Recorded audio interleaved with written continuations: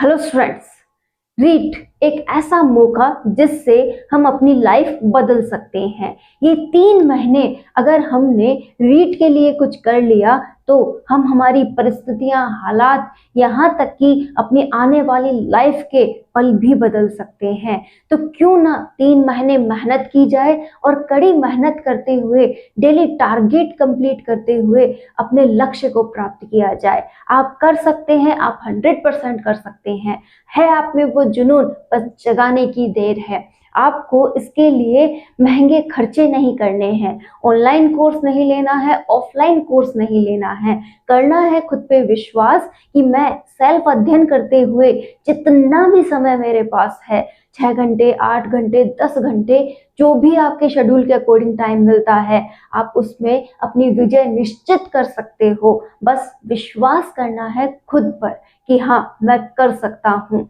और यहाँ बताए गए कुछ बिंदुओं का आपको उपयोग करना है और पा लेना है अपने लक्ष्य को। तो कौन से हैं वो बिंदु जिसे आप अपने अध्ययन में उपयोग कर सकते हैं और बिना किसी की मदद लिए हुए आज इस टेक्निकल टाइम में आप खुद पढ़ाई करके भी अपनी सफलता निश्चित कर सकते हो। तो जानिएगा वो बिंदु जिससे आप अपने इस अध्ययन के कार्य को बहुत सक्सेसफुली कर सकते हो।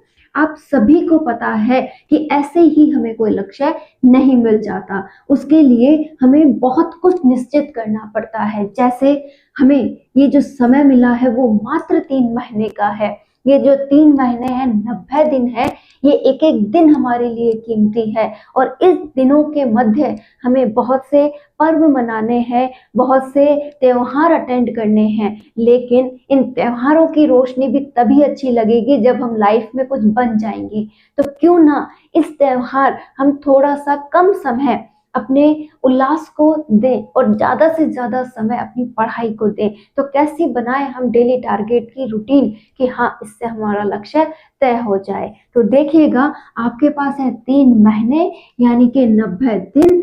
पर डे का आपको टारगेट निश्चित करना है कि जो मेरा टारगेट है वो पर डे डिसाइड होगा और पर डे कंप्लीट भी होगा। आपको एक बात हमेशा ध्यान में रखनी है कि जो हमारा मस्तिष्क है, एक साथ बहुत सारे काम करता है तो कंफ्यूज हो जाता है। तो आपको ज्यादा से ज्यादा इससे 2 ही काम करवाने हैं कि आप अपनी लाइफ को इस प्रकार से व्यवस्थित कीजिए जैसे आपका जो डेली रूटीन है वो चलता रहे और बचा हुआ जितना भी समय आप स्टडी के लिए निकालते हैं वो कंप्लीटली स्टडी का हो और वो 2 ही भागों में बटा हो। 3-4 भागों में बांट 3-4 सब्जेक्ट को एक साथ स्टार्ट करना आपके लिए बहुत ही घातक हो सकता है। इससे आपको बर्डन फील होगा और टॉपिक भी कंप्लीट नहीं होंगे। तो अपने आप को इस व्यस्तता से बचाने के लिए आप टारगेट कुछ इस प्रकार से बनाएं कि हाँ, मैं 1 महीने का टारगेट बनाता हूँ और इस 1 महीने में मैं मात्र 2 ही सब्जेक्ट एक बार में पढ़ूंगा। पहले मैं पढ़ूंगा साइकोलॉजी को, क्योंकि अधिकतर स्टूडेंट्स को साइकोलॉजी या तो पसंद नहीं है या फिर उन्हें आता नहीं है, या ऐसे बहुत से बिंदु हैं जिस वजह से वो साइकोलॉजी को पसंद नहीं करते हैं। तो पहले अगर आप इसे प्रायोरिटी देंगे, और ये आपको देना भी जरूरी है क्योंकि ये बहुत अहम रोल निभाएगा रीट के एग्जाम में। तो साइकोलॉजी के आपके पास कितनी यूनिट्स हैं? 5 यूनिट्स हैं। 5 यूनिट को आप इस 1 महीने में कंप्लीट करने का टारगेट बनाएं। काफी स्टूडेंट्स कहेंगे कि मैम ऐसा पॉसिबल नहीं है, हम नहीं कर सकते। ठीक है, तो आपको करना क्या है, आप साइकोलॉजी की एक बुक ले आइए, कोई भी बुक ले आइए। शिपाल पब्लिकेशन है, तीर सिंह धवाई सर की बुक है, या फिर आप वंदना जादौन मैम की बुक है, आपको जो बेटर लगे आप वो ले आइए। ठीक है, या फिर आपके पास ऑलरेडी बुक होगी आप वो भी ले सकते हैं। सभी बुक समान है 19-20 के अंतर के साथ। बस आपको पढ़ने पर फोकस करना है, समझने पर फोकस करना है। आप एक बुक ले आए, आपने देखा कि इसमें 5 यूनिट डाली गई हैं और सभी में किसी में 70 पेज है, किसी में 30 पेज ही है, किसी में 60 पेज है। टोटल मिलाकर 200-250 पेज की या 220 की, 230 पेज की एक बुक बनाई गई है। तो क्या 1 महीने में आप इतने पेज पढ़ के तैयार नहीं कर सकते? कर सकते हैं। बस हमने एक टॉपिक को समझ के इतना टफ बना लिया है कि हम उससे आगे देखना ही नहीं चाहते। हो गया सिंपल कि एक बुक थी, इतने पेजेस की थी, मैं इसको तैयार कर सकता हूँ। क्लियर। अब कि मैडम समझ नहीं आती, समझ ऐसे नहीं आएगी। आपने एक यूनिट ली, एक टॉपिक लिया, जैसे पहला ही टॉपिक है रीट का, बाल विकास ले लिया। बाल विकास में बाल विकास का इंट्रोडक्शन है, अवस्थाएं हैं और फिर विकास के प्रकार हैं। कुल मिलाकर 5-6 पॉइंट इसमें ऐड किए गए हैं। आप डेली टारगेट बना रहे हैं तो पहले दिन आपको करना क्या है कि ये आपकी बुक थी, इसमें इसके 50-60 पेज हैं, उनमें से 30 पेज मैंने आज डिसाइड किए हैं और मैं इनकी एक बहुत अच्छी रीडिंग लगाऊंगा। पहले मैं इस पूरे बाल विकास को एक बहुत अच्छी रीडिंग के साथ पढ़ लूंगा। क्लियर हो गया कि मैं कुछ नहीं करने वाला। बाल विकास, मैंने साइकोलॉजी की बुक उठाई है, बाल विकास का टॉपिक उठाया है और इसकी मैं बहुत अच्छी रीडिंग लगा रहा हूँ। ठीक है, समझते हुए पढ़ रहा हूँ, मेरा ध्यान बिल्कुल भी भटका हुआ नहीं है। ठीक है, तो आपको लगेगा कि ऐसे बहुत से शब्द थे जो आपके माइंड में गए हैं, आपको समझ में आए हैं। कुछ ऐसे थे जो बहुत ही अलग थे, आपको कुछ भी समझ में नहीं बैठा। ठीक है, दूसरी बार आप एक बार पढ़ाई हो गई, दूसरी बार उसी टॉपिक को पढ़िए, फिर से पढ़ना स्टार्ट कर दीजिए। इस बार आपको क्या करना है, अंडरलाइन करते हुए पढ़ना है। ठीक है, इंपॉर्टेंट जो भी लाइन लग रही है उसे अंडरलाइन करते हुए पढ़िए। ठीक है, अब आपको क्या करना है, 2 काम कर दिए, अंडरलाइन कर दी और एक रीडिंग अच्छी सी कर ली।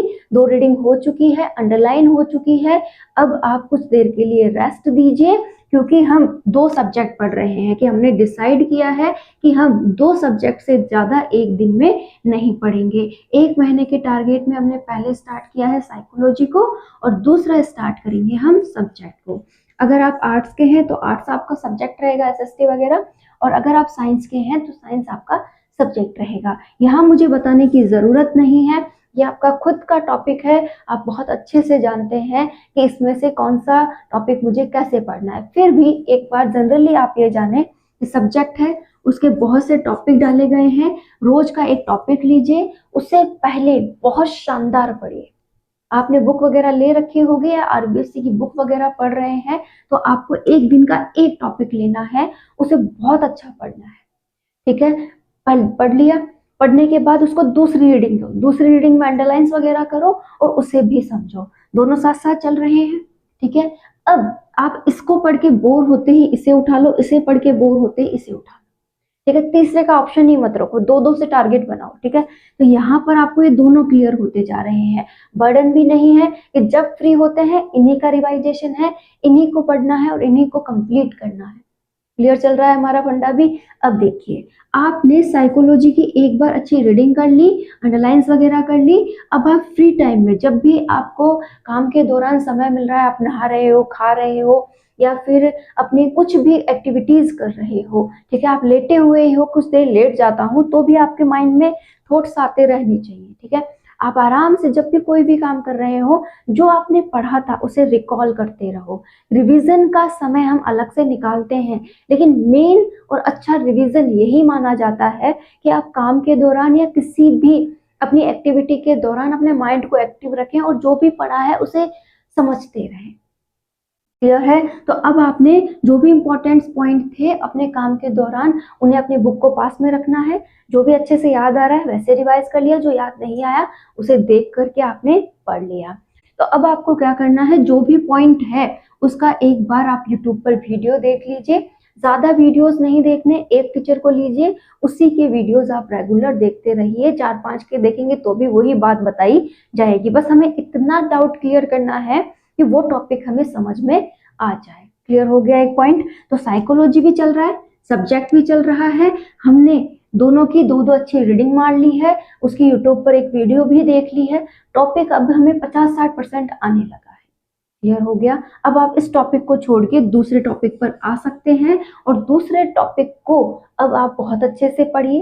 पहली अच्छी रीडिंग, दूसरा दोबारा रीडिंग करते हुए अंडरलाइंस, फिर काम के दौरान अंडरलाइंस की रिवाइजेशन, और इसी प्रकार से आपको जो कल पढ़ा था उसका रिवाइज भी करना है और नया टॉपिक भी स्टार्ट रखना है। 2 काम हमेशा साथ कीजिएगा, एक तो स्टडी और एक रिवाइज। एक तो स्टडी और एक रिवाइज। रिवाइज कभी भी मिस नहीं होना चाहिए, मतलब जो आज पढ़ा था नेक्स्ट डे उसका रिवाइजेशन होना चाहिए। जो नेक्स्ट डे पढ़ोगे दोनों दिनों का तीसरे दिन रिवाइजेशन होना चाहिए। मतलब ज़्यादा समय नहीं, जो भी इंपॉर्टेंट लाइंस थी उनको ही आपको नेक्स्ट डे पढ़ना होता है। नेक्स्ट दोनों जो दिन गए हैं उनकी अंडरलाइंस को फिर से पढ़ना है। देखते ही देखते 1 महीने में आपकी साइकोलॉजी भी खिंचेगी, सब्जेक्ट भी खिंचेगा। लेकिन आप जो गलती करते हैं उसे जान लीजिए। आप करते क्या है, अरे भाई इतना बड़ा टॉपिक है, इतने सारे पेज है, मैं इसे कैसे पढ़ूंगा, कैसे समझूंगा। इसका डर दूर करने का एक ही तरीका है, जो पहली रीडिंग आपसे लगवाई जाती है उसका कारण ही यही है कि आपने जब एक बार उसे पूरा पढ़ लिया, आप में विश्वास आ गया कि आप कर सकते हैं। आपने पढ़ा है इसका मतलब बहुत छोटी सी बात है, आप कर लोगे। दोबारा उसे पढ़ते हो तो और विश्वास आता है कि मैं कर लूंगा। ठीक है, और अब अंडरलाइंस वगैरह को बार बार रिवाइज करते हो तो टॉपिक और अच्छे से आने लगता है, और इसी प्रकार से टॉपिक कंसेप्ट मतलब पूरी तरह से आत्मसात हो जाता है। तो बिना डरे जब मेहनत करोगे, 2-2 3-3 दिन के टारगेट बनाओगे, लास्ट में 1 महीने में से आप दिन भी बचा पाओगे, और जो भी पढ़ा था उसका रिवाइज और स्टडी करते रहोगे। और देखिएगा, जो भी आपने अब तक साइकोलॉजी पढ़ा या आपका सब्जेक्ट पढ़ा, उसको रोज कोशिश करें कि जब भी एक बार देखें तो इस प्रकार से देखें कि इसमें क्वेश्चन कैसे बन रहे हैं। अगर मैं होता तो इस टॉपिक का क्वेश्चन कैसे बनाता। आपने क्वेश्चन नहीं देखे, आप खुद बना रहे हो। जैसे कि हाँ, ये मिथ्या परिपक्वता काल किसे कहा जा रहा है, इस पर भी क्वेश्चन बना है। नेक्स्ट मंथ का जब आप टारगेट बनाएंगे तो इन सब का तो क्या होगा, रिवाइजेशन। और यहाँ टारगेट के दौरान आपको क्या करना है, हिंदी और इंग्लिश जो आपकी लैंग्वेजेस हैं, जो भी आपकी लैंग्वेज है, इनको एक साथ रखना है। और नेक्स्ट आपको यहाँ पर रखना है शिक्षण विधियों को, शिक्षण विधियों को। अब आप में से स्टूडेंट कहेंगे यार 3 टॉपिक हो गए, 3 नहीं हुए हैं, शिक्षण विधियां जो आपको आता नहीं है। ठीक है, ये आपके लिए क्या है, एक इम्पोर्टेंट टॉपिक, ये आपको साथ में लेकर चलना ही है। 1 महीना लगेगा आपको इसको समझ के पढ़ने में, तो ये दूसरे महीने का सबसे इम्पोर्टेंट टारगेट है। हिंदी, हिंदी को आप गिने ही नहीं, क्यों, क्योंकि ये आज तक आपकी पड़ी हुई है। जब भी आप अपने सब्जेक्ट से, अदर चीज़ों से बोर होने लगे, उस आधे घंटे या 1 घंटे में आपको हिंदी का एक टॉपिक लेना है और उसे बार बार पढ़ना है। वो काम आप यहाँ से भी स्टार्ट कर सकते हैं। ठीक है, ये आपके इनमें ऐड ही नहीं होता है। बस आपको इसे बहुत अच्छे से, जब भी बोर होने लगे, आपको आधा घंटा, जैसे कोई न्यूज़पेपर पढ़ते हैं वैसे हिंदी के टॉपिक्स आपको पढ़ने हैं, और ये आपको 2 महीने तक करना है। ठीक है, आधा घंटा देना है, मात्र आधा घंटा, कि रोज एक हिंदी का टॉपिक लूंगा और उसकी अच्छे से रीडिंग लगाऊंगा आधे घंटे के लिए। हिंदी मेरा कहीं पर भी लिखा हुआ नहीं है। बची है सेकंड लैंग्वेज, उसमें इंग्लिश या संस्कृत आपका जो भी है उसे आप प्रायोरिटी दें। ठीक है, जैसे इंग्लिश है तो इंग्लिश के आप टॉपिक बहुत अच्छे से तैयार करें। ठीक है, उसके जितना भी रिवीजन आप कर सके करें। शिक्षण विधियां बहुत अच्छे से तैयार करें, जो भी रिवीजन है वो करें। और साथ ही साथ जो टॉपिक नहीं आते हैं उन्हें आप यूट्यूब से सर्च करते हुए, जो भी आपको अच्छी क्लास लग रही है उस टीचर को लें, और रेगुलर उसके द्वारा पढ़ाई गई जो क्लासेस हैं, जैसे आप कोचिंग जाते तो एक टीचर जो पढ़ाता वैसे आप पढ़ते, वैसे ही आपको उससे क्लासेस लेते हुए पढ़ना है। चाहे वो शिक्षण विधियां हो, चाहे वो साइकोलॉजी हो, या आपका सब्जेक्ट हो, या कोई भी लैंग्वेज हो। ठीक है, तो आपको एकदम स्मार्ट स्टडी करनी है। एक बात बताइए, आप कोचिंग जाते तो 6 घंटे की कोचिंग का समय, बाद में पढ़ने का समय कितना रहता, 4 घंटे। लेकिन अगर आप इस समय को अब ऐड करें सेल्फ के लिए, तो ये 10 घंटे आपके खुद के हैं, आप खुद पढ़ेंगे। जो टॉपिक नहीं आते हैं उनके अगर आपने वीडियो भी देखे तो भी 4 घंटे के होंगे, और यहाँ पर 6 घंटे आपकी स्टडी के बच जाएंगे। मतलब कुल मिलाकर आप सेल्फ स्टडी में क्या है, प्रॉफिट में। तो जो स्मार्ट स्टडी है वो आपको करनी होगी, आपको सभी को प्रायोरिटी देनी है। एक और पॉइंट, हमें मिनिमम 60% की तैयारी करनी है, लेकिन हम टारगेट लेके चलेंगे मैक्सिमम 80% का, कि मुझे 80% पेपर बहुत अच्छे से अटेंड करना है विदाउट डाउट के। तो पढ़ना भी मुझे ऐसा ही है कि मुझे ये नहीं सोचना है कि एबीसीडी दिए जाएंगे और मैं उसके आधार पर सही जवाब चुन लूंगा। आपको जवाब आना चाहिए। जैसे आपसे कोई टॉपिक पूछा जाए तो सडनली आपको उसका जवाब आना चाहिए, आपकी तैयारी ऐसी हो। क्लियर हो गया यहाँ तक का। आपको एक और काम करना होगा, अपने प्रति कठोर होना पड़ेगा। मतलब कई बार होता है ना कि आज तो मन नहीं है, आज तो ये काम है, आज तो ये त्योहार है, आज तो मुझे वहां जाना था, आज तो मेरे साथ ये हो गया, आज मेरा दिमाग खराब है। ऐसी बातें आपको अब नहीं करनी है। खुद के प्रति क्या होना है, कठोर होना है। अपनी पर्सनल और प्रोफेशनल लाइफ को अलग करना है। आपकी पर्सनल लाइफ आपकी है और आपकी प्रोफेशनल लाइफ क्या है, आपकी पढ़ाई है। तो अपनी पढ़ाई को प्रोफेशनली ले लीजिए कि 3 महीने अगर नहीं पढ़ा तो तनख्वाह नहीं आएगी। तो यहाँ पर 3 महीने आपको प्रोफेशनली पढ़ाई करनी है। 3 महीने में 1% भी लापरवाही नहीं होनी चाहिए। मतलब 6 घंटे निकालने हैं तो निकालने हैं, 8 घंटे निकालने हैं तो निकालने हैं, और मैं 100% देते हुए ये तैयारी कर लूंगा। तो मैं उम्मीद करती हूँ आपको ये बात समझ आई होगी। डेली टारगेट कैसा बनाना है, अपने अकॉर्डिंग, दूसरों की देखा देखी नहीं करनी है कि मात्र 2 सब्जेक्ट का ही मुझे टारगेट लेकर चलना है। मुझे मटेरियल जो भी मेरे पास है वही पढ़ना है। साइकोलॉजी में मैंने सजेस्ट कर दिया है शिक्षण विधियां भी। आप शिखवाल पब्लिकेशन या फिर धीर सिंह ढाबाई सर की बुक या फिर ढींडवाल की बुक, नाथ पब्लिकेशन, किसी की भी लाना चाहे ले आइए। इंग्लिश हिंदी सबकी भी ये लोग निकालते हैं, आप ला सकते हैं। सब्जेक्ट आप पहले आरबीएससी की बुक पढ़ लीजिए, और अगर कोई गाइड लाना चाहे तो भी ले आइए, कोई डाउट नहीं है। ये एक पात्रता परीक्षा है, यहाँ पर नेगेटिव मार्किंग नहीं होगी। हमें पूरा पेपर अटेंड करके आना है। 5वें ऑप्शन से हमें कोई मतलब नहीं है। 4 ऑप्शन में से हम एक तो टिक करके ही आएंगे, और बिना डाउट बिना डरे हमें पेपर देना है। 60% लाना आसान है, बस आपको खुद पे विश्वास होना चाहिए।